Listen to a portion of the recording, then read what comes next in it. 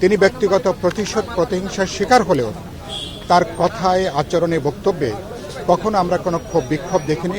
আগামী কয়েক দশক তার শূন্যতা আমাদের রাজনীতির মধ্যে এটা কিন্তু অনুভূত হবে।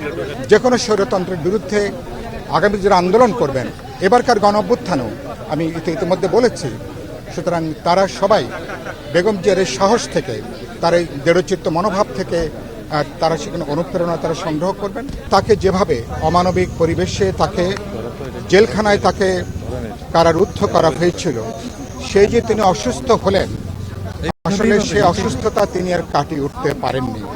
ফলে তার এই চলে যাওয়ার পেছনে বিগত সরকারেরও নিশ্চয়ই তাদের দায় দায়িত্ব তাদের আছে। কিন্তু যেটা খুবই গুরুত্বপূর্ণ, বেগম খালেদা জিয়ার সঙ্গে এর আগে যখন আমাদের এভার কেয়ার হাসপাতালে দেখা হয়েছে, সাক্ষাৎ হয়েছে, তিনি ব্যক্তিগত প্রতিশোধ প্রতিহিংসার শিকার হলেও তার কথায় আচরণে বক্তব্যে কখনো আমরা কোনো ক্ষোভ বিক্ষোভ দেখিনি, কখনো পাল্টা কোনো প্রতিশোধাত্মক কোনো মনোভাব দেখিনি।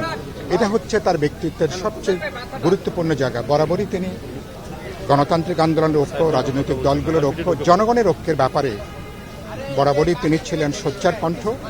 ফলে এরকম একটা সময়ে তিনি না থাকলেও আমি বিশ্বাস করি তিনি কেবল বিএনপি নন, দেশে যারা গণতন্ত্রের লড়াই করছেন, সংগ্রাম করছেন, সকল রাজনৈতিক দল এবং জনগণ, এবং আমি বিশ্বাস করি তিনি সবার যে অভিভাবক তুল্য যে ভূমিকাটা তিনি পালন করে এসেছিলেন, আগামী কয়েক দশক তার শূন্যতা আমাদের রাজনীতির মধ্যে এটা কিন্তু অনুভূত হবে।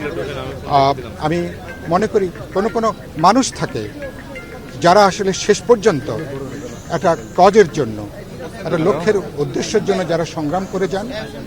বেগম জিয়া আপনারা নিশ্চয়ই ব্যাপারে একমত হবেন। অনেক চাপ ছিল, হুমকি ছিল, অনেক ধরনের প্রলোভন ছিল, সমস্ত কিছুকে তিনি অস্বীকার করে মোকাবেলা করে শেষ পর্যন্ত তিনি বলতেন একটা সাহসী নেতৃত্বের ভূমিকা তিনি পালন করেছেন। সে কারণের জন্য আগামী অনেক দিন যারা ভবিষ্যতে গণতন্ত্রের জন্য লড়াই করবেন, সংগ্রাম করবেন, গণতন্ত্রের মূল্যবোধের জন্য যারা কথা বলবেন, যে কোনো স্বৈরতন্ত্রের বিরুদ্ধে আগামী যারা আন্দোলন করবেন, এবারকার গণ অভ্যুত্থানও আমি ইতিমধ্যে বলেছি, সুতরাং তারা সবাই বেগম জিয়ার সাহস থেকে, তার এই দৃঢ়চিত্ত মনোভাব থেকে তারা সেখানে অনুপ্রেরণা তারা সংগ্রহ করবেন। আমি আরেকবার বেগম খালেদা জিয়ার প্রতি গভীর শ্রদ্ধা জানাই। একটু আগে গুলশান অফিসে জনাব তারেক রহমান, বিএনপির যিনি এখন অ্যাক্টিং চেয়ারম্যানের দায়িত্ব পালন করছেন, তার সাথে আমার সাক্ষাৎ হয়েছে এবং তাকে আমরা সমবেদনা জানিয়েছি। আমি আশা করি আমরা তার প্রতি আরেকবার আমরা শ্রদ্ধা জানাই। ধন্যবাদ। ওকে, থ্যাংক ইউ।